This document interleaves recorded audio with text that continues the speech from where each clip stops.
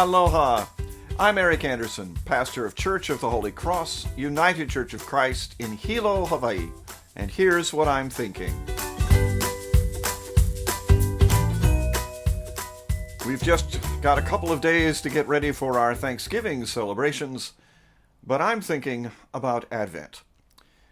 This coming Sunday, the 1st of December, is also the first Sunday in the Advent season, in which we are preparing for yet another great holy day, the celebration of Christmas.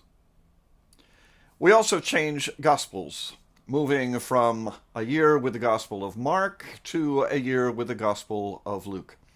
And as you might expect, to begin a season preparing for the celebration of Jesus' birth, this week's text is in the 21st chapter of Luke.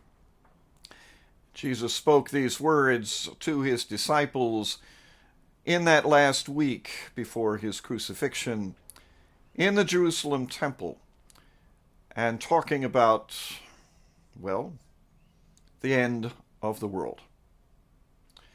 He talked about signs of earthquakes and of panic and of wars and of great waves.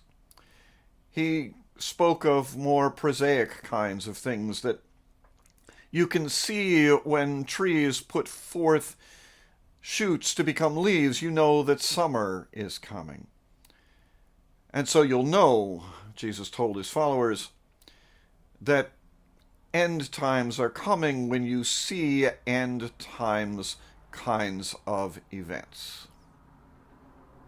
The problem, of course, is that the end times kind of events that he described, things like earthquakes and great waves and people in panic, they happen all the time. So when, we might ask, will the Son of Humanity, the Christ, the Messiah, draw near? Apocalyptic used that kind of imagery so that authors could talk about the things that were going on in their own time in a kind of coded way, so that they could criticize rulers and powers without running quite as high a risk of being targeted by them for oppression, arrest, even death. Using the imagery of apocalyptic, Jesus once more made the case that the promised one, the Messiah, was already here. All these waves, all this panic had already occurred, and Jesus was here. The very beginning of his ministry and throughout it, Jesus' core message was that the reign of God is at hand. Repent and believe in the good news. So as we come into Advent, we anticipate something that has already happened, the birth of Jesus.